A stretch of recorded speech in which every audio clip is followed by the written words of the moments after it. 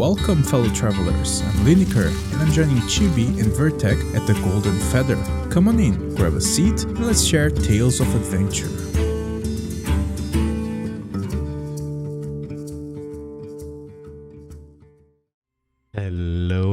Hello, everybody. Welcome back to another episode of the Golden Feather, where your host, Chibi and Vertec, discuss Ashes of Creation and important topics spoken about within the Ashes community. Every week we invite you, the viewer, and a special guest to pull up a chair, grab a pint, and join the conversation with us. This week, we have the traveling bard known as Liniker joining us. And how are you on this 7th of April, 2023? Hello, very nice to be here.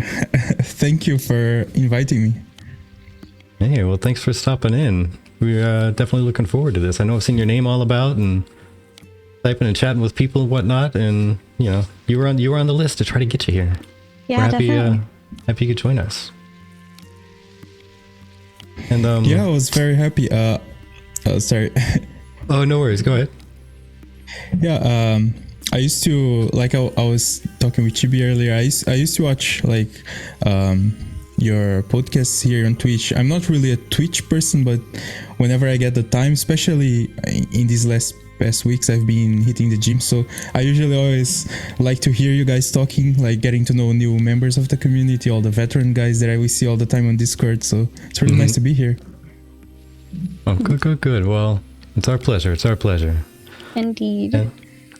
And Phoebe, how are you today after all the events of earlier as well? Much happier and much more comfortable here. Are you feeling some pressure?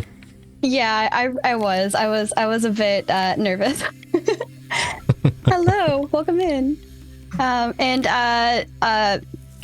Let's see. I don't want to butcher this. I'm gonna try it again. But Liniker showed me how to do it. Oh no, it translated it on me. No. I don't know how to say it now. I'm sorry. You mean bem-vindo? Yeah, bem-vindo. Yeah. I translated it to welcome for me, so now it doesn't say that for me anymore on this side. Oh no. Boy, gotta love trying to learn something in a new language and getting mixed up on what you're supposed to be saying. Yeah, no, I was using the translate tool to see what people were saying. Benvindo. Yes, benvindo. I'm gonna pretend that I speak it fluently. But yeah, so enough. This being episode 163, Ordem de Ashes. Tell us all about you and this Nova Ordem. Yeah, so NovaOrdem is my guild name and my community name as well. Like I was saying earlier, when I pick NovaOrdem means new order if you translate it. And yeah, basically the idea came from I've been living and playing MMORPGs for a very long time in Europe, where I currently live, and I always had this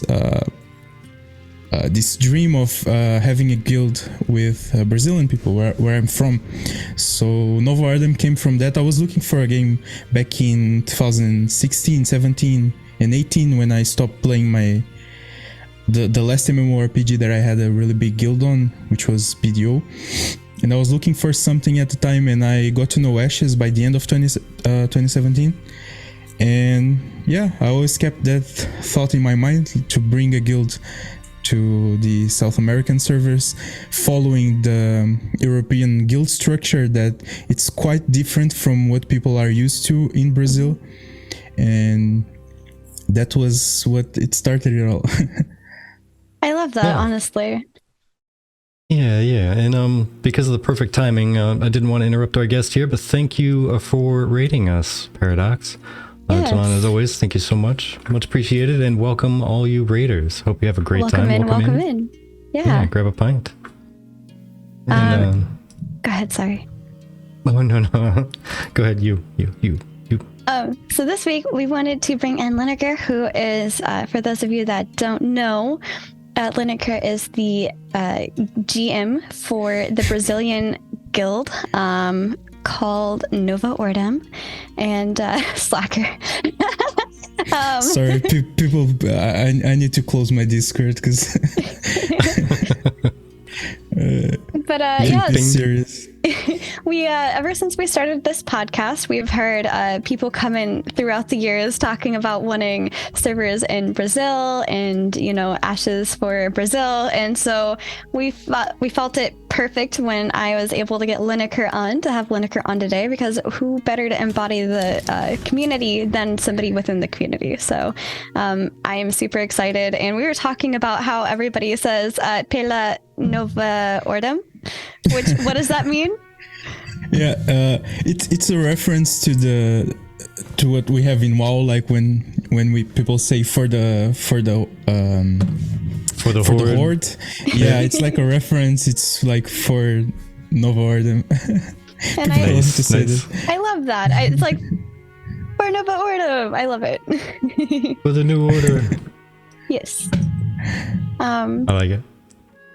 But what got you into making a guild for Ashes? Was it just creating a place for people from Brazil to be able to kind of come together, or were you guys already kind of established? Well, I as a player, like what always kept me playing MMORPGs back to the first MMOs that I ever played was always guild content. I always really enjoyed like all these social aspects, some of the drama, everything that goes on with guild content and all that. Mm-hmm. And I've been playing, as I said, in EU servers for a long time. My first MMO actually was City of Heroes. It's an old MMO that some people know of, and this game pretty much no one knows about it in Brazil, which is also funny because there's different demographics, there's different games that are popular in different parts of the world, and in Brazil people like Lineage 2 a lot, Tibia, some MMOs that are more PvP oriented. Mm-hmm. And I like that as well, yeah. But since my experience was always in European guilds, when I was thinking about doing something in South America back, as I said, in 2017, 2018, I was looking for a game that had that PvP element of it, because I'm a very competitive player. I like to do competitive PvP and all that. And Ashes has that, like with all the sieges, the castle sieges and guild wars and all that. So that was perfect for me. And I started following Ashes all the way from maybe 2018 to 2019. I took a year of break during all that APOC drama and all that. Then I came back in 2020 after all that hype, and that's when I started recruiting for my guild. And basically what made me want to start a guild in Brazil for Ashes is because it was the perfect game that I was always hoping for in terms of guild content and social content. It's not something that MMORPGs nowadays try to push for. And yeah, basically because of that, I wanted to try something there. And especially because I had some plans to spend some time living in Brazil as well, like a few years I want to go there. That was basically it, yeah. I love it. Your community is asking where the instant translation is. Yeah, that's not gonna happen on Twitch. Because I always do it for the monthly live streams. Like we always get on a call on Discord and I translate stuff and all that. I love it. That's really awesome, because like the important part, like we had a few other people that speak other languages on our show too, and I love that you guys are creating content that has the translation for it, because it makes it so much easier, you know, for it to reach more people who want to play. Mm-hmm. And so that's a big part of what I want to support, is people being able to feel included in a good way. So Yeah, for sure. As I said, there's a lot of people within our community that don't really like speak or understand English, so it's really important to do that. Especially now, because like when games are not announced, like officially announced in our region with like servers and translation and all that, the interest is not very high, mainly because of that, because like there's not a lot of English speakers in Brazil and South America in general. So especially now when it's early on, it's hard to find translated content for like Ashes of Creation or any other project.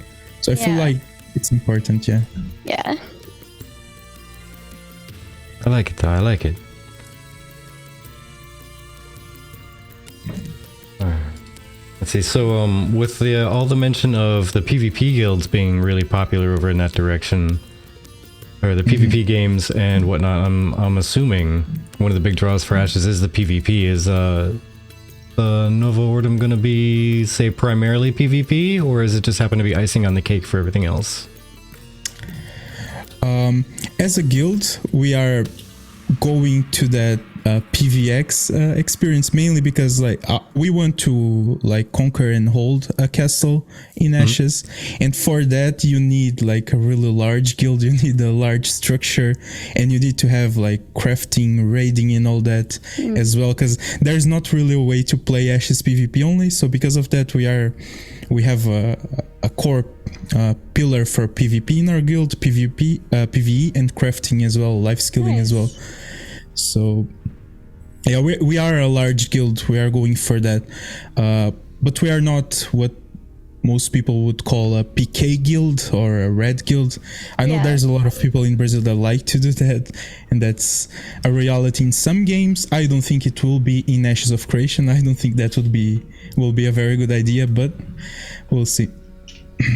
Yeah, I like that. You guys could always just have like an island node, because then you're surrounded by the ocean. You just hop on the ocean for all your PvP content.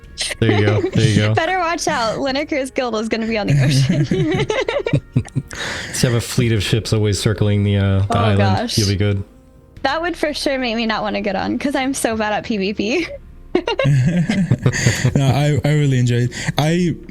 Like my preferred type of content in MMO, as I said, it's like competitive PvP, like especially guild PvP, sieges, guild wars and all that. I'm not really into like only doing arenas or 1v1s or like open world PKing and all that.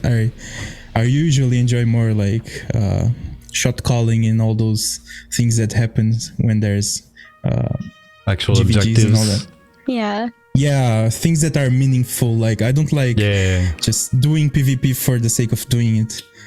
I'm the 100%. I'm the same. I love objective-based PvP, but the open world stuff adds a little bit of excitement as long as somebody doesn't camp you. If they just run along one time and swipe you and keep going, that's cool. Like I deserved it. I wasn't paying attention.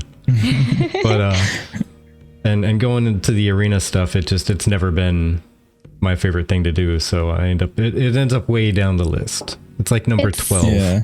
Yeah, it's the griefing for me that's not very fun, but if I make the plan to go in and do PvP, I have a lot more fun, because then it's a little bit more organized and I'm in the mindset to PvP, versus if I might be in the mindset to just kind of hang out and casually play, and then somebody attacks me and I wasn't ready for it. I wasn't ready. For sure, yeah. I mean, no one likes dying in a video game or losing and stuff. It's always a little bit frustrating, but I like PvP games, especially I like open world PvP as well, because of the risk associated with, and like having to think about doing stuff. I don't like games that I can play. I mean, I like them when I just want to relax and all that, but in MMORPGs I don't like to just playing and watching YouTube videos, not having to think and just repeating the same rotation all the time, you know. I think it makes for a really robotic gameplay. I like some risk associated, having to think about it and being excited when you achieve something, when you get something. I like that. Absolutely, I'm right there with you. So sorry, I didn't mean to cut you off. Oh, you're good. We don't have, normally we have a structured thing to follow, but between the last 2 weeks, we've had 2 live streams from Intrepid. Today's that I was a part of, and then last week's. What were your thoughts on last week's development live stream? I really enjoyed that. I was looking forward to seeing how Intrepid would pull off these whole dynamic narrative systems, because they always talked about it, like that they will try to do something different with the way they present the story arcs and all that, but we never actually got to see it, so it was really nice. I was really surprised actually in the way that it changes the area it presents, as like that bridge that just came online. I was really happy about it. I'm looking forward to see like all the different like outcomes for these narratives and how they'll interact with the other quest lines and all that. Really enjoyed that. Yeah, I like that too.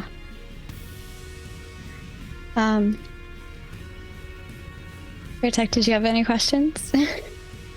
Oh no, I just wanted to mention real quick, I ended up copying over, because we didn't cover everything last week. I copied over all the notes that we took from last week's live stream, in case you wanted a quick reference for any information or any of the Q&A or anything. It's all down there at the bottom of the notes and everything. I love that. Thank you so very, very much. Can't always remember exactly what was said, so it's helpful. So, tell us then. Do you guys have picked out yet what your favorite node type's going to be? I know they haven't released all the details on all the different like scientific and religious and all that yet, but I'm guessing maybe military. Oh, yep, like Snicker said. As I said, our like main thing that we want to achieve is the castle. That's our end goal that we wanna.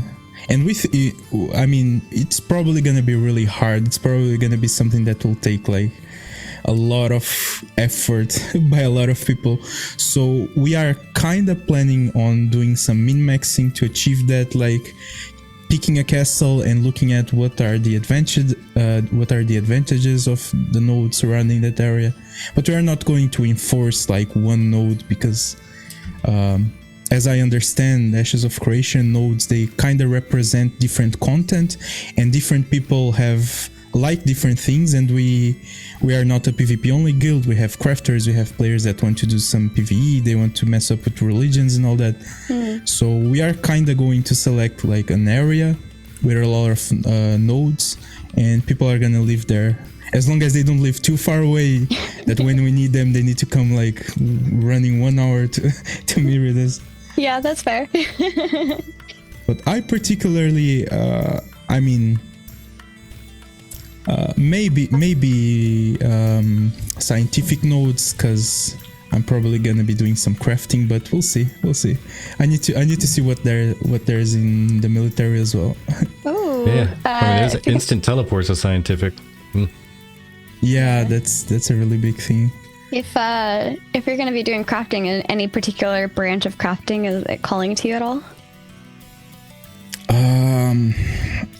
Oh, it's hard. It's hard. Like for me, I want alchemy. Oh yeah. Herbalism. Snickers is gonna be crafting branchlers.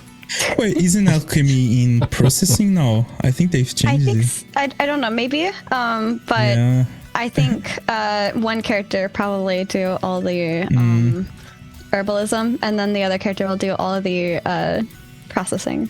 Yeah, we'll see. I mean, I kind of have to change a little bit my gameplay, because as a guild leader, like, I'm gonna be doing a lot of other stuff, not only in the game but outside the game as well, with all our Discord and all the drama that comes along with it. So if there's a profession that takes too much time, I'm probably not gonna take it. I'm just gonna get someone to do it. Yeah, no, that's fair. Absolutely. And as Kallian mentioned, there are different kind of vassal nodes, so it might be easy to have that little bit of a spread, depending on what vassal nodes end up popping up around the main node. So I want to make the fastest land mount on the server, yes. For sure, yeah. All right, so I guess before we start getting into topics, unless you had another one you wanted to pick out, I had one final question. No, go for it. Question, and then we can get into Yeah. topics. Yeah, so one question I've always had, and I've never really asked anybody, when it comes to a game that's kind of based in an English-speaking area, and you as a guild, as an organization of any kind, based in a completely different language area, are you folks planning to make your own guides for the game as well, or are you still going to be looking for other like content creators and whatnot to create guides? No, I mean, usually I am the person, like, between the different guilds that I play, I usually do a lot of guides, and I have a lot of other people in my guild as well that they have experience, like, they are the ones that usually do guides for that other people follow. As I said, we are going to be a competitive guild, and like, we don't want to make guides for absolutely everything, maybe the basics. I like to do stuff for my community and for my guild, so like doing some internal stuff and all that, that's something I enjoy. I also enjoy doing public content creation, like I do on YouTube and all that, but I'm not really into like doing guides and farming guides and all that. I don't think that's like something I really enjoy doing. I like covering news, discussions, like things that are happening in the community, or doing some different storytelling, some interesting videos like that. Yeah, I'm not really just a guide person. We actually chatted before this, and you said that you streamed all of Alpha 1, so you're excited to stream Alpha 2 as well. Yeah. And how did that help like the guild out at all? It was a really nice experience. Like when I was with the idea of start recruiting for NovaOrdem, I was putting the guild together and all, I always had this thought of maybe getting some people to do some content creation on the side, like with me, because I wasn't planning on doing it on myself. And then I had some people to start doing like some YouTube videos and all that, but they didn't kept doing it. They ran out of time, or they just didn't enjoy it and all that. So I decided to just do it myself, and I started doing it basically for my guild. I wasn't expecting really anyone to be watching it outside of the guild, but then a lot of people started to show up and asking questions and all that. So my content creation is kind of like, I have the NovaOrdem community, which is open for everyone. Everyone like watches the videos. We talked about it in Discord and all that. And then I have the NovaOrdem guild, which is currently only recruiting like people that are gonna do Alpha 2 testing and all that. And it's kind of two separate things in that sense of if there's something particularly that our guild achieved in game, we are not going to be like doing guides for that, because I feel like that would be a disrespect for my guild members, that putting all the hard work trying to figure something out and then I just share it with everyone, you know what I mean? So those kinds of things that are more specific, we keep only for the guild. But content creation in general, I really enjoy doing it openly. I think it's a really nice tool also for recruiting guild members. Like, it's crazy. Back in Alpha 1 we had 18 testers, 15 to 18, and now we're probably gonna reach 200 by the time Alpha 2 comes out. We have 160, 170, and those are the ones that confirm that they're gonna be testing. And for Brazil, that's crazy because it's very, very expensive. $250. It's crazy when you do the conversion there. So it's really nice. I wasn't expecting that at all. Sorry, I'm enjoying the chat. I'm gonna say this so wrong. Thea Guerra says, NovaOrdem, the best Brazilian guild ever. And then Talf says, I don't know another Brazilian guild. That's all right. You don't need to know any others. It's fine. There's a few others, but they're not really so active. Like, as I said, creating content is really helpful for like getting people's attention as well. So yeah, because of how active we were during Alpha 1, doing all the translations, we had the website. We have a website with a library that there's pretty much all the basic information about Ashes of Creation translated. We are planning on doing a push helping Lex with the wiki as well. I've been helping translating the wiki for a while now. Nice. But I've been running out of time in the past few months, so I'm planning on putting together like a strike team so we can do that, like getting all the wiki translated to Portuguese as well. It's something that we're gonna do. Yeah. So yeah. That's awesome. Yeah. I remember Lex looking for people to help with that. Yeah. On behalf of the It's community, hard. There's thank you for the a lot work. of stuff in the wiki. Yeah. Seriously, thank you. I know it's a lot of hard work because I've tried translating stuff and it just... I don't know the translation well, but I have to see the code behind it. Not easy. So. Alrighty. So, there are a lot of topics to cover between last week and today. Absolutely. So, as you are the guest, what's the number one topic that caught your attention between last week and this week that you'd actually really like to talk about? The number one topic. Like the biggest thing where you said, wow, that is awesome. Or that's terrible. Either way, whichever way you go. Well, something that, again, I was amazed by was really how they delivered the Tower of Carving story arc. Oh yeah. Like how they did the transition in the zone, how that bridge came online and all that. I mean, that has so many implications for other narratives and all that. I was really pleasantly surprised by that. It was really nice to see. Yeah. Honestly, something like that. Can you imagine if you weren't expecting that and you're just out, I don't know, like slaying wolves for teeth for a quest or something? You're doing like a mindless questing night where you're just trying to earn a couple dollars, turning in like animal furs and whatnot. And just the ground shakes and like off on the far, way distant west, you just hear this. And like on the horizon, you see this big red puff of explosion happen in the tower. Yeah, How it's crazy. Crazy would that be?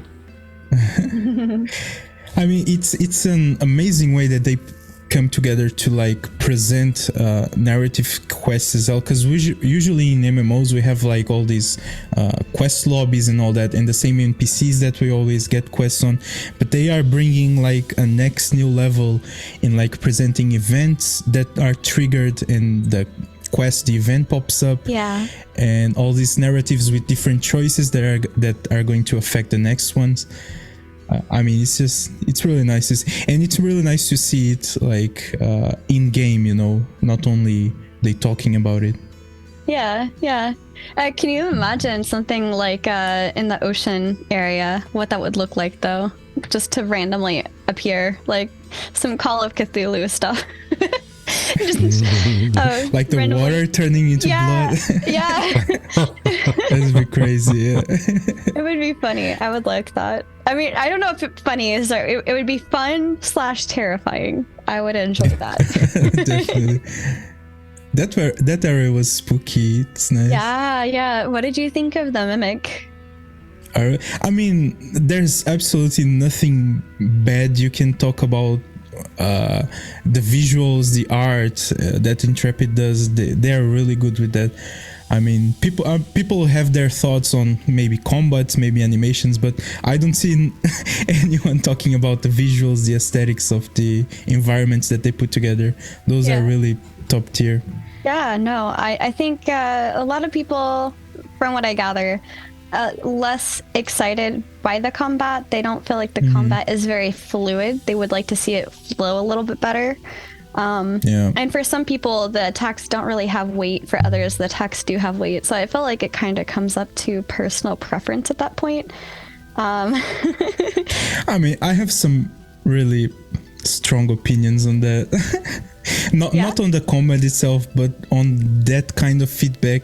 I honestly don't think people like know what they're talking about when they say that. I think people look at like the effects, or I don't know, maybe they look at sparkles and they think, and that's all they care about. Because if you put together, like, I see people talking about the running animation in Ashes of Creation. If you actually compare it to other games, I mean, it's it's better than most games, most MMOs that people play on. There's really nothing wrong with it.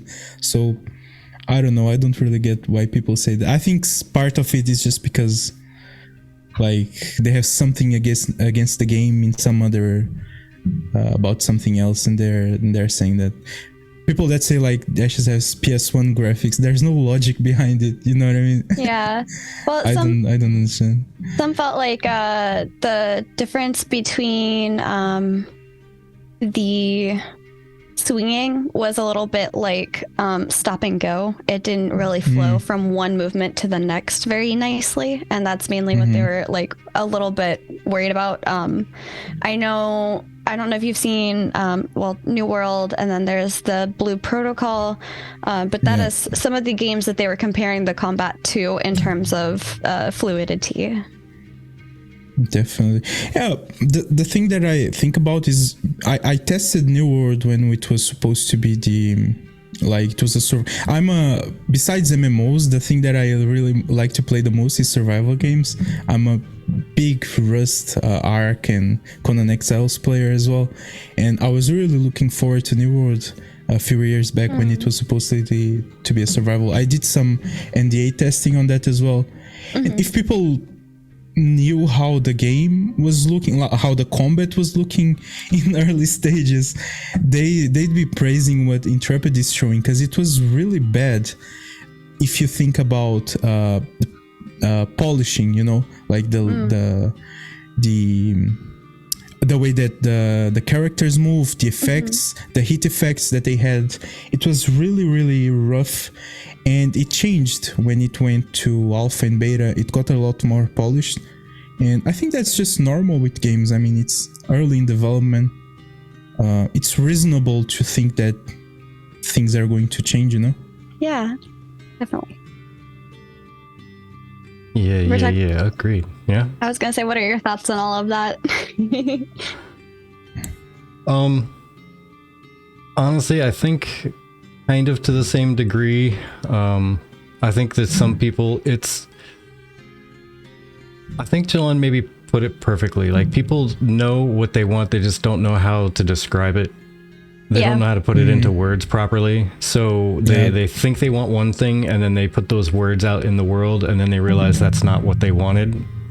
It was delivered exactly as they said, but it's not actually what they wanted in the end. So then they have to re-describe something, saying that, you know, the fix wasn't good. Yeah. So I think we have a saying with web development: show them what they need, not what they want, because oftentimes they don't know what they want. But that's a really good saying. Yeah. Yeah, for sure. I was having this conversation the other day with someone. We were talking about action combat, and the person was complaining, like, with the Ranger showcase, they were saying like, oh, Ashes, this is basically tap target, this is not action, because they have this soft lock and all that. And I literally showed the person, he's a BDO player, by the way, I literally showed them a video on BDO, because BDO has a extremely forgiving soft lock system in the game. You can literally like be aiming 2 meters on the side, and you'll still hit the other person with the Ranger class. And I showed the video, and he was like, yeah, but that's different. Like, how is that different? It's a soft lock, it's the same thing, but it's worse. So BDO is step target as well. And that's the thing, I think people like they don't really understand like what they are trying to say. They don't know how to express themselves. I think that can be an issue as well. Yeah. Agreed. But I mean, some people, I can see what they're saying, because some of the comments I'd heard with combat and movement specifically is that it felt too floaty. And I think part of that is just, that's like you were saying early on in a game's development. Like I've played legitimate alphas before, and that's kind of what it is. Like when it comes to things that just need some fine tuning, those always go on the back burner. Like, okay, we're roughly in the area. Cool. Next. And they go after the next big project. They get the next big project started. They get it moving along. They get it to a point that's kind of like close enough for now, and then they move on to the next big thing that's going to be a pain. They get all that stuff interworking. They make sure it can talk to from one system to another. They can work well together, and then they get into like the beta phases, and that's when they do the fine tuning. Like they measure out the steps and how far someone's going to be running with each step, and glue the feet to the ground, that type of thing. Yeah. I think it's one of those things, it will get refinement over time as we get further along the development process. At least I hope there is. Is there a date for Alpha 2? Not at the moment. Steven did mention at the end of this year, beginning of next year, there was going to be some internal testing, and then it will slowly roll out to PI, then Alpha 1, then Alpha 2, and then public Alpha 2. Mm-hmm. So in theory, by like early to middle next year, yeah. I don't think it would take very long. Yeah, but that's a huge theory. You never know; they might get things done a lot quicker. Yeah. I mean, we're already in April, so it's not too long. Time goes by fast. We've been waiting since 2017. 1 year is not going to kill us. Yeah, for sure. And then I think just from previous statements, again, this is nothing necessarily official, but they said, what was this quote? It was something along the lines of Alpha 2 will be measured in months and the betas will be weeks, or something along those lines. Please don't quote me on that, people. I'm trying to go by memory, but it's been a long time since he said it. And it very well could have changed, but I mean, if that's the case, it could be, a year to year and a half after Alpha 2 goes, is when it's gonna be kicked out as a launch. Yeah. Again, fingers crossed that things go perfectly like that, but we'll see. I mean, I honestly don't believe Alpha 2 will be shorter than, at least 12 months, based on like everything Steven said, that they're going to be testing, maybe changing, introducing new content, wiping and all that. I don't see an alpha going as short as I don't know, some people say like 4, 5, 6 months. I think that's just not enough time for everything that they have. I mean, Ashes is a massive project. It's has a really big scope, so I'm expecting at least a year of alpha testing if everything goes like smoothly. Enderlin, I was gonna say the same thing about the nameplates. A lot of people are feeling like the nameplates are super old, or like old style, because it's just the name. But I think I would like to see what the nameplates look like soon. Hopefully in Alpha 2. I mean, it's got to be in Alpha 2, but like hopefully by Alpha 2. Yeah, and I mean, that's a valid feedback. They do look like they don't look good, and that's something that people will obviously comment on. But again, someone was saying there in chat, sometimes people like, they look at the game, they look at the nameplates, and they just type in chat, "Oh, this game looks like it's a 2020 it's a 2001 game." They just type that, and when you look at it, you think, why is that person saying that? Is it the graphics? Is it the combat? It's just the nameplates. Well, also, it's a game in development. I mean, we've seen the UI. People were complaining about it, and they were right. The UI was like kind of bad in Alpha 1, but it got better. So I think it's just a matter of developing the game. Yeah, I mean, there's also like Metin too. Okay, I don't know what that is. Yeah, also like, this is the cynical part of me coming out, and I think a lot of people, when it comes to the graphic stuff, they're just flat lazy, and that's it. They want to go to the Twitch stream where they're live, so that they can complain live, and their name can be seen complaining, and they can just do the entire social interaction of the community, I actually agree as with well that. as see the video, but they're seeing it in like 1080p, kind of, not even in like full 1080p quality. So you're a whole different kind of lazy. You put a lot of effort into being lazy, Wizzy, so there's a difference. They put no effort into their laziness. Okay, you're a step up, at least a half step up, if not a full step. Work hard to be lazy. Yeah. But they don't want to go to the YouTube video that gets uploaded at 4K. They don't want to go do that, even though it's a lot better quality and would look a lot more amazing. But they just don't want to do that. Yeah, yeah. And I mean, hopefully we will see an improvement on stuff like that. And I mean, for me, I don't really have much of an opinion. I'm just quote unquote parroting what people in the community have said because, you know, we're a community based podcast. But for me, I don't have a say on it or an opinion because I don't notice it being bad or clunky. I don't really pay attention to the way that combat movements look necessarily. I care more about like, is the thing dying that I'm attacking? But that makes sense. I've also played some really like low quality games before, so yeah. Yeah, the one thing I'm really curious about is what Steven said about there's not going to be like an actual hit point bar. You're going to be able to see it kind of crack to certain degrees. And I'm really, really curious how exactly that's going to work. I think that's for players only, isn't it? I think when it's mobs, I think you're going to be able to see it. I'm not sure though. But if I remember correctly, I think it was something about players. Stretch. You gotta stretch. Liniker.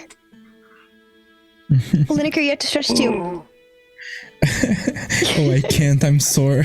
But that's why you stretch. That's the best time to stretch. I know that kind of sore where you go to stretch and you go, oh, that hurts so bad. Yeah. But I know I need to do it. But yeah, I know it's just for players, but still, it's one of those things that really makes me wonder. Like, if I were to see a person out and about in the world, unless they're a really great actor, I'd be able to tell how hurt they are. By at least to a rough degree, right? Like, it wouldn't be okay, well, they are about this much hurt-ish, kind of, maybe. They're roughly between this and that. I mean, I think that's something like interesting, because something that I feel like it's really bad is when someone, and this happened a lot in Arcade as well, people will just walk up on you, they'll like look at your HP, they'll maybe try to inspect you, and then they'll figure out if they're gonna attack you or not. And I think that takes away for that, like, people won't know what's your build, they won't know exactly what your gear is. They won't even be able to see how much is your HP. So I think that's kind of, it makes things interesting. Like, yeah, I have mixed feeling. I'm just curious how it's going to pan out, because if they do it well, it could be a really neat addition, because then you really are getting an impression of how hurt they are instead of exactly how hurt they are with an actual health bar. It'd keep things more interesting and probably on your toes a lot more. You could have them down to like a half a hit worth of health and not really know it. Yeah, and the person just jumps off a cliff and dies. And you get the penalties for it. I love it. People will definitely do that, like, because this happened in Alpha 1. Sometimes when you die in the middle of like a bunch of mobs, it's gonna be really hard to get your stuff back, and people will definitely jump off cliffs so you can have their stuff. Yep, I can see that.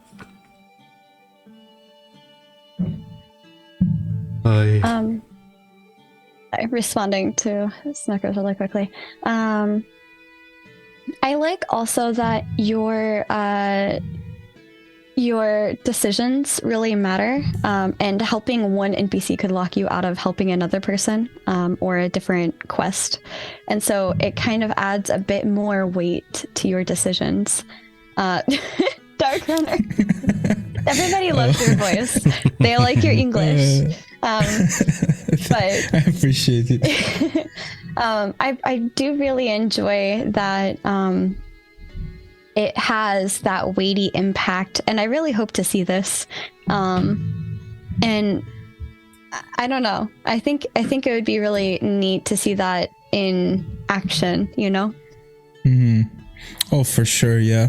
I mean, as I said, like, the things that I enjoy the most are PvP related, but I don't really like PvP only games. Like, I was playing Mortal Online 2 for a couple of months when it came out, but I miss like the PvE part of things that these games don't have, and I really enjoy like raiding and questing and all that, and doing content, PvE content with my guild, with someone doing all the shot calls and all that. And the narrative side of the game, I think it's really important. And it's really boring in MMOs when all you have to do is just skip, go to the end game and start doing content. Yeah. So I think the way Ashes is implementing like the questing, with you having to think about the answers that you give, the different options that you have when you interact with NPCs, and you can mess it up. I think that's really interesting as well. If they can do it, like if they can, I don't know, like maybe switch the different dialogue options so that people won't just follow a straight up guide and just pick everything. I think that would be interesting as well. I want to see people reading the text. I thought it would be unique to have, I don't know if they can do this obviously, but like the effect of which race changes the story a bit. What you mean, VFX? Like a pirate or a Pyrian race quest line, but the same quest line in Vec would be different a little bit. Oh, I see. Yeah, that like could be interesting. Different responses from the player, like worded differently because of their racial background. Yeah. Yeah, I can see that. And maybe tied to like the primary race of the node. You know how they're gonna have the nodes change. Yeah, that's very interesting to note. They said that some races will offer different benefits for nodes as well. I'm looking forward knowing what are those benefits. Yeah, I just thought it would be kind of cool because there's the for. What was it? Wrath of the Lich King, when you're first investigating a certain area, there's from the Horde side and then there's from the Alliance side. And they have two different stories of what took place because of the difference in perspective. And I always love that. I can appreciate a good change in perspective. Yes, Snickers, I know that I could have asked that today, but I opted instead to ask your questions. So perhaps another time. The questions were good for the Q&A today. You can't really complain about it. There were some really good questions asked. Thank you. Yeah, I pulled, I only had one of my own questions in there. All of the other questions were from the community. Because I wanted to ask questions on behalf of the community. So yeah, that makes sense. There was one from her, there was one from me, and pretty much everything else was either directly from the community's questions or a little bit of a remix to make it the same question but more interesting. Yeah. Was it your first interview with Steven, or did you had? We had Steven on very long time ago. Very early. Back on our 10th episode of the Golden Feather, and and now this is our first time since then. Although it's very different when he comes on our show than when I go on his show because there's so many more people. I was terrified.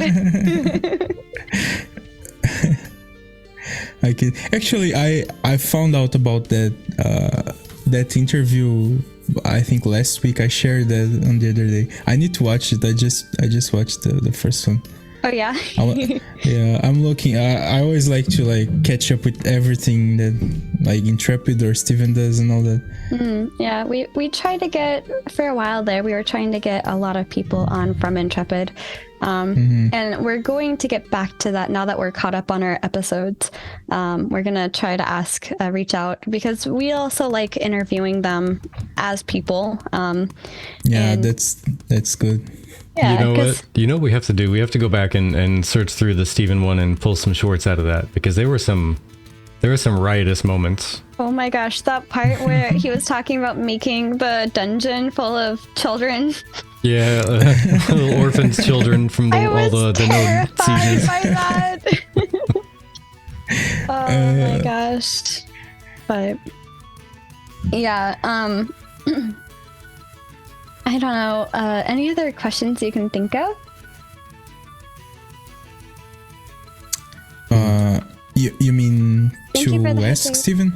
No. That was kind of towards Vertec, but to ask you to talk about with you. Oh yeah. If you have one on top of your head there, Liniker, by all means. Anything else that stood out to you? We're about our guest first here. Oh, I was happy that they talked about the cosmetic things. It was, it's been a while that people are asking about that. Yes.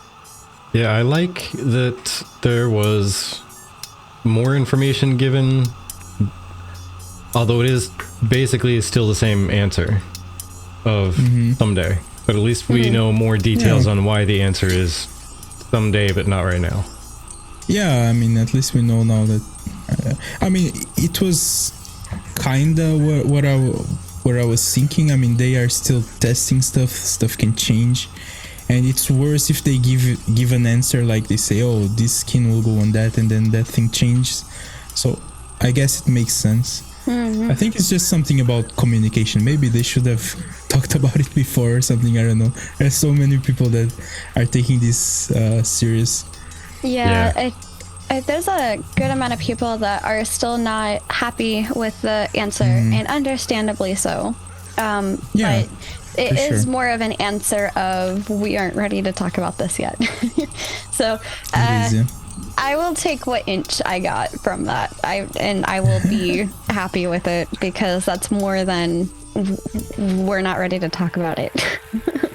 Yeah, because I'll be honest, we talked about asking that question, but we just didn't think it was going to be worthwhile, because every time the question's asked, it's always been kind of the same answer, and we were like, you know what, let's respect everybody's time and not ask that question again. I wouldn't have asked that as well, because, I mean, they obviously know that that's a question that some people are pushing for, and they chose not to answer it before, so I wouldn't be asking that as well. But since it was asked, it was nice to see that they answered it somewhat. Yeah. Also, your guild is very worried about you not drinking water, and they are requesting that you drink some water. Drink water.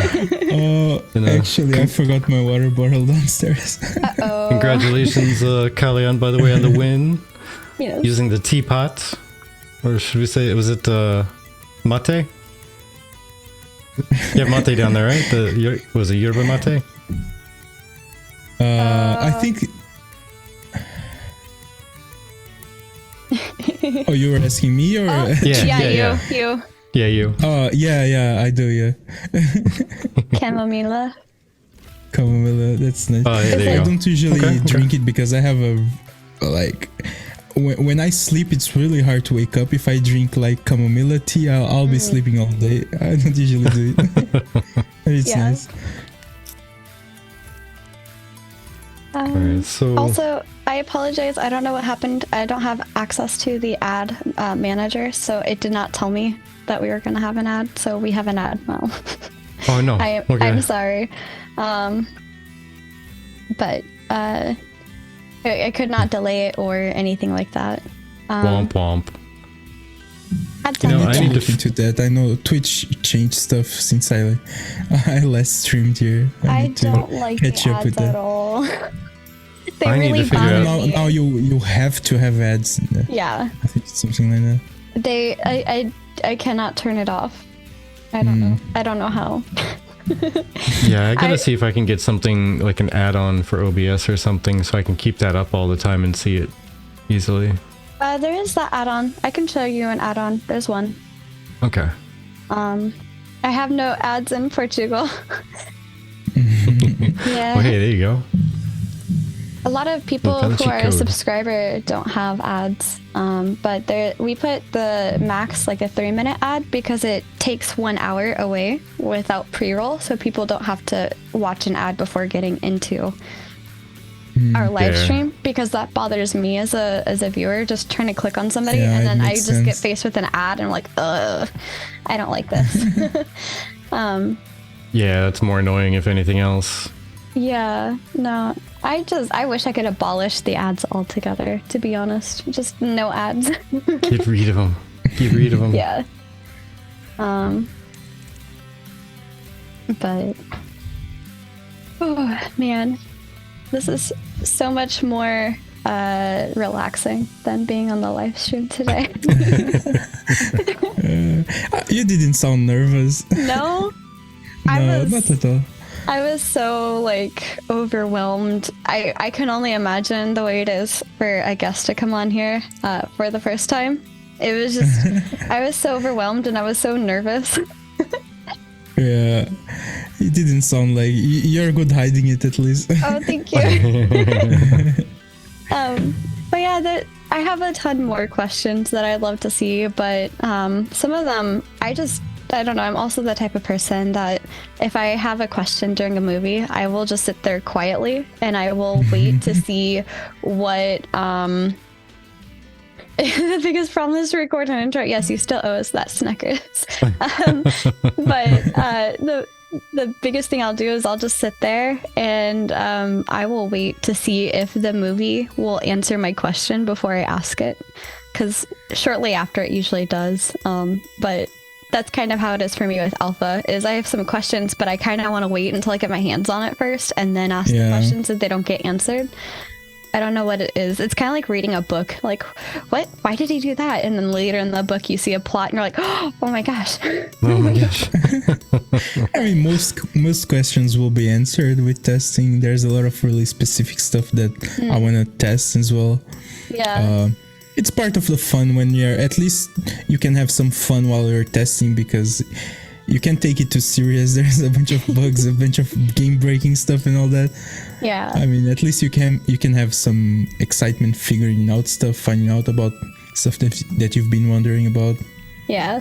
I will say there was a few times where I kind of blinked when he was answering and I didn't quite get, like there was one time he answered a question and I wasn't sure if he answered one of my questions I asked later on or not. So I just asked it anyway because I didn't know. And I didn't have anybody that could help me. I asked a few people and nobody knew. So I was just like, I'll just ask it anyway. I mean, I can't think about any repeat questions. I don't think that happened. I think it was really smooth. Yeah. It was mainly about the how Alpha 2 was gonna be released, if there was gonna be like in cycles or not. And I think he touched on it, but I didn't know if he actually answered that, and it was difficult. Yeah. And that was a good answer, actually. I mean, Steven talks a lot. He likes to go around stuff and all that. But, he does. But it was nice. For my first question, I did not expect him to go so long. I was like, oh. Oh yeah, that took up like half the show right there. He likes to talk a lot, yeah. I mean, it's nice to see him talking like as a person as well, not only like as a questions answering machine, you know what I mean? Yeah. I enjoyed it. It's probably one reason why I kept going on about it, because it wasn't game specifically related. Yeah. It was studio related with just general, like, what are your experiences? It's probably a lot easier to just keep going on that. Yeah. I think he's so used to people asking stuff about a game, when there's a question that's not related to that, he gets excited about it. Yeah, and that's why I wanted to add them, because I feel like people, not on purpose, I mean, I get the super excitement and stuff like that, and we kind of prefaced that with our first interview with Steven was, Steven is a person. We're gonna ask Steven, like, we're gonna interview Steven like we would interview any other guest. So we're gonna ask him some like personal questions, not about the game, and then we can get into some game questions. But it's because he's not just a game answering machine, but he is all knowledgeable about the game. So I get, the mix in. But that's also why I prefaced, I wanted to ask an icebreaker question. I wanted to have a like humanizing question to start us off with, and just kind of, let people get to know about Steven. But also I was kind of hoping he would reveal something like, oh, when we went from 5.0 to 5.1, that was one of our biggest setbacks. Like, hopefully he was going to get into something like that. But I don't think he ended up really doing that too much. But that's okay. Denied. But speaking of him going off the rails and just talking, there was the question about the mortal coil. Yes. That A lot of people one, excited he about the had- lore stuff. Yeah, I need to go back and watch that like 5 more times just to Yeah. absorb everything that was said. Yeah, to be honest, that I was doing the translation for that as well, and that question I was really confused because, I mean, it's a really deep question in regards to lore and all that. You need all the context to like understand what's he talking about. I really enjoyed it. I made like some storytelling videos that I really enjoy, like talking about this stuff. I really like lore. But yeah, that was a little bit hard to follow question Yeah. and answer. Oh, whoops. That's interesting. I did not expect that to work. I was just trying to tell you we're like at an hour 10. It turned it into a face mask. Oh, it did. What in the Lore world is that? questions suck. Lore should be discovered through the game. Yeah, I could see that. But I understand where Sim is coming from, because where we are a community-based podcast, they are a lore-based podcast. And I did and like genuinely enjoy the different types of podcasts that were out there. And I don't view any other podcast as like a rival of ours, because at the end of the day, we're here to support the community, you know? And I love some of the lore podcasts. Like, I think, what was it? The Forge? Yeah, I think they're yeah. also a lore / theory forge, you know, and I enjoy it. And sometimes those can end up feeling a little dry because you can like get into it for so long, but I don't know. I like the little lore snippets we saw with like Dahlia's diary and things like that, or Delia's diary, and little snippets like that give you an insight into the world without giving away too much. I love those. Yeah, I mean, a lot of the stuff that they talk about in lore is in regards to like the universe, like the background, what happened like before the apocalypse and all that. And I think that's good because it makes people excited to know like what's gonna be the story when we are playing Ashes of Creation, because I mean, we are coming back to Vera and we're gonna find out new things, you know. And it's nice to kind of have some parts of that background so we know what we can expect, and like we know that this is a rich universe in regards to lore, and I like that as well. I mean, there's the only game that actually made me care about lore was World of Warcraft. I just can't get into like Korean MMOs, like lore and all that. I don't know. There's just something that doesn't make me excited about those games. Maybe it's the aesthetics, the theme. I'm not sure. Yeah. But World of Warcraft, because I before I played MMORPGs, I was playing tabletop RPGs, D&D. Yes. And so that's my favorite, like classic medieval fantasy, like high fantasy as well. And I'm not really into like flying swords or bikini armors and all that. So So, Yeah, you know what's- did you? Sorry, go ahead. I was just gonna make a comparison between have you ever noticed Korean dramas are very dramatic, like very like emotional and very They dry are, yeah. and very raw. But then when you hit their games or their MMOs, the story feels very meh. Like it falls really flat. Like they Yeah, need to it's- hire it's the kind of bland, drama yeah. writers. Yeah. Because it's always just they shove a lot of information at you like a wall of text and say, now go do something and kill 1,000 tigers Yeah. while you're at it. Oh, that's so boring. I feel like their stories and lore, I feel like they're like almost placeholder. I don't know. I feel like they're just there because they have to, and they're not really just a focus in the game. But again, there's some games that I don't even give them a chance. I just skip through it. So Yeah. I don't know. Fair. So my question I was going to ask is then, were you excited when I asked about, because I mean, I had to ask it from a DM perspective because I love playing TTRPGs. So when I asked about if they were going to release some TTRPG companion books or things like that, I'm so excited I hope they For do sure, yeah, I'm looking forward to that. I know Steven's been hinting about doing that or something similar to that for a long time. I'm really looking forward to that. I really enjoyed. It's been a long time since I played a tabletop RPG. Maybe I think 2015, 16 was the last time I played, because I can't play like online. I enjoy seeing people being in a table playing with the dice and all that. I just can't get into playing it online. And the last group that I had was when I was living in Portugal, and it's been a while. I miss it. It is much more fun to roll the dice in person, I will agree. Yeah. No. I mean, I know some people really enjoy playing it like on Discord and there's some websites that you can use, but I tried, but it's not the same for me. That's fair. It's always the toothless wolves. Those poor wolves just stealing their teeth and their pelts. Womp womp. Yeah, they always have the most drawn out quest lines, and just oof, it's always kind of painful. Yeah. But let's see, what were the other questions? Next one to talk about, though, the server meta build. I can't recall his exact answer, but wasn't it something along the lines of basically like we don't expect that to be a thing?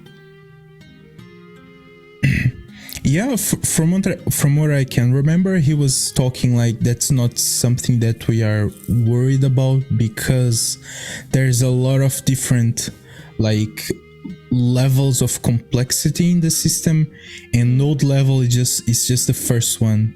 That was kind of what he answered about. And he said like there's a lot of systems, like it's not just the node. What influences like the outcome of narratives or dungeons to unlock or events to spawn, it's a lot of different things. And node levels is just one of them. And I think he also said they are expecting some nodes in some part of the world to be like more popular than others. I think that's good. And the way they explained like with the Tower of Carving video, I think it makes it clear like that you have a lot of different objectives that need to be like achieved so you can unlock these things. And you would need like exact copies of the same players in different servers to get that, like the same mayors, the same races and religions. And all that. I think it's a lot more complex than we think. Yeah, I'm excited just to see how that works out. It's hard to say, honestly, if there is gonna be a meta or not, because we can't play it. But I feel shortly after a lot of us get our hands on it, it will be kind of easy. I think there will probably be. If I were to guess, there would probably be a meta for testing, because you have a handful of things that you can use and play. But then after the testing and after everything is fully integrated, then you will have a lot more options, and your weapons will be adjusting what you're doing as well. So it's a matter of, I think initially there might be a little bit of a meta, possibly. But from there, it's going to be so drastically different across everybody, because each person wants to build it a different way, that we'll probably see a good number of people playing similarly. But I doubt, unless people are following a very, very specific guide, the exact same builds. Yeah. I mean, I see Ashes being a really complex game with a lot of different options that you can do. And when I think about, when we talk, let's say for example, a PvP meta, I think the issue is when a game makes it so that like you have one build that it's the best build for PvP. I think Ashes is gonna be a lot more like, if you want a meta, you need to choose like what do you want to do. If you want to be the best archetype and build to counter like mages, mages that are wearing cloth armor, some really specific things. I think that's what Ashes is trying to do. They're trying to give all these different possibilities so that metas can be really specific and not just overall. Like, you're not gonna have one class that is the best in PvP. You're gonna have one class and one build that is the best against mages that wear cloth and have like magical damage weapons and all this stuff. Yeah. Yeah. I mean, I hope so, at least. Oh man, there's so much that can be done with the systems they're talking about. It's going to be kind of crazy to see what they do with it, and especially what they do with it in the long run. Because once they get a year or two under their belt and people really buy into the game, and get them some money to drastically increase how many devs they have that can work on different projects at the same time. I can only imagine what they're going to build it up into. Yeah. Definitely, yeah. Tonar. Tonar.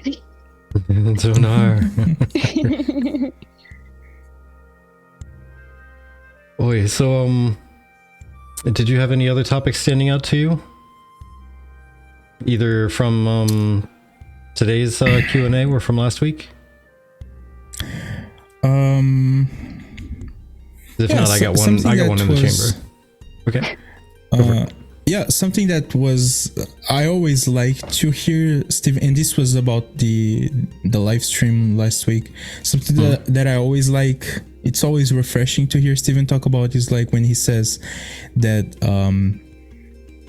they have a target audience for Ashes of Creation, and when people ask stuff like if they're gonna do more instance content, or if they're gonna do they're gonna remove open or PvP from the game and all that, I think it's always very reassuring when Steven does what he did in the last week's live stream. He talked about the game is not for everyone, That's something that, I mean, every time that he says that, I have a little bit more faith in this project, because I honestly think if this game was feedback driven, if they were doing the stuff that people are asking, I think this game would fail miserably, because I don't believe people know what they want. And I think the feedback is always everyone is trying to make their own game, and I don't want to play a game made by everyone. I want to play Ashes of Creation, which is a game that follows a very specific vision from Steven and his designs and all that. And yeah, so every time that he talks about that, I'm really happy. Yeah, I agree. I think it's I'm happy that he has a vision, and while it is nice to get community input and feedback, it's also important that a lot of us, we were on board with Steven's initial vision, and he said he wanted to make the game that he wanted to play. And I think provided we stick as closely to that as possible, he will be in good shape. Definitely, yeah.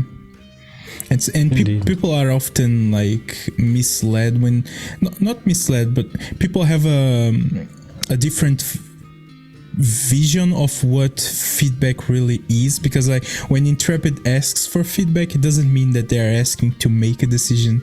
Sometimes they are just trying to figure out what are the community's thoughts on the things that they have, and not necessarily that they're gonna be changing stuff and all that. I think also are they in line with what they're thinking as a studio? Yeah, and also maybe just to kind of temper a direction on something, they're going to do insert this thing, but they just need to see what kind of feedback there is on how exactly they want to dial in on specifics of it. Yeah, there's going to be this thing in existence, but how much do we adjust it? Yeah, exactly. For sure, yeah. Man. And I guess the last thing that I had that I've heard some people talking about, and then we can probably start maybe getting some closing stuff from you there, Liniker. Any kind of info you want to share with anybody? Go ahead and get that fired up. But the whole Timmy is gonna die if Timmy's supposed to die thing. there's some people that like that and some people that don't. Like, okay, so I can't completely royally screw the entire server's story. Mm-hmm. But then other people are like, oh man, I can't screw up the entire server's story.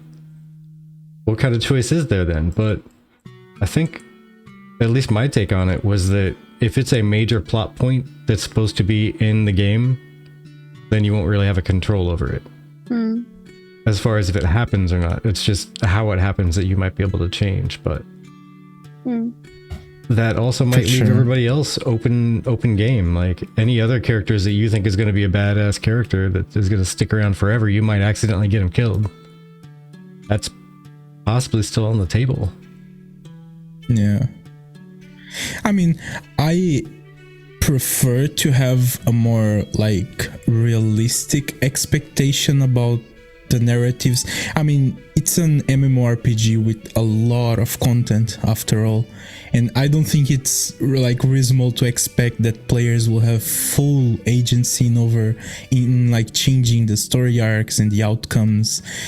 I don't expect the story a story as good as like you can do in, let's say, The Witcher 3, that you have a lot of different possibilities and all that. I think it's good that players have some control over what happens, but they need to have like a main narrative that it needs to kind of be similar in all the different servers. Otherwise they would have to have a lot of work to make like it would all have these to be different outcomes and all the yeah. I was just thinking like somebody brought up there was a Twitter post that somebody was just typing in a story and AI was creating a video game environment based on the story that they were typing out. Like they started describing a city and what was on the streets in the city and all this, and it just started building out literally a city right in front of them. And as they typed out things like, and the trees around the area were reflecting all the colors of autumn, and it just straight plopped like 10 trees in around the street with various autumn-like colors, like the oranges and the yellows and everything. And there was a planter on this side of the building with a metal rail around it, and the AI just boom, there's a planter on the side of the building with a metal railing around it. So it kind of made me think, with all the stuff that's coming out with AI, how long do you think it's going to take before there's going to be quite literally a gamer created game where the developers just go through and they make assets and they make systems and then they just put everything up for vote? Is Tiny Tina's. Like they just start putting out, the community can start putting in stories and suggestions, and then they all go up for a vote, and the one that gets voted in the most gets dropped right into place. I mean, as long as it's not like open for, because when you let gamers have a lot of control over stuff, things can go bad really fast, and that's my main concern with these kinds of stuff. Like if you give players too much control over like your game, they're gonna mess it up real bad. But that could totally be the shtick. They could make say, of course. AI is moving on so fast, it's crazy. I think. Yeah. I think there's a lot of space, for something like that. How neat would it be if they made, say, like 2 or 3 versions of the same exact game, all accessible with one subscription, and they all went down different veins? Like they started off on one main story point, and then they just kept going. I mean, it's becoming a possibility for sure. Yeah. It'd be interesting. But either way, we should probably start winding down now. And if you have anything you would like to share with everybody, any links or upcoming projects, upcoming somethings, please feel free to share.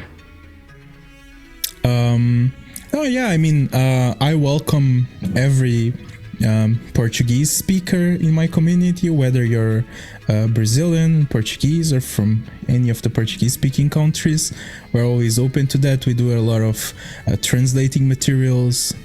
We have a website, as I said. We have a library with a lot of content in Portuguese where looking for people. We have some people, but as more, if we get some more, it's better. We are going to be organizing a strike team to like trying to push the translations for the wiki in Portuguese. We want to do that before Alpha 2 starts. So if someone has interest in helping with that, feel free to reach out to me or to reach out to Lex in their Discord. And all the links are there in the description. If you want to enjoy some Portuguese content, you're always welcome. All right. I like it. And thanks again for swinging by and hanging out with us. Yeah, absolutely. Oh, it was really nice to be here. I really appreciate the invitation. It's always nice to be getting to know new community members. And I appreciate it. It's a really nice opportunity here.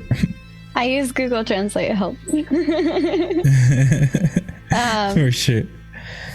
Oh, hydrate. Yep, hydrate. Oh, I will after this. My throat is getting real dry. But I don't really have much to say. I had fun today on the live stream. It was a blast interviewing you, Liniker. Thank you for sharing your community with us. And I look forward to seeing the next live. Yeah, we'll see each other in Vera, hopefully next year. Yeah. Well, everybody, thank you so much for coming here and visiting and sharing some discussion and chatting with us and giving us your time. You spent it here, and it's one of the most precious things you can possibly spend somewhere. It means the world to us. And in case you didn't see the sign on the way in, there are no refunds. So I hope you feel like you spent it wisely.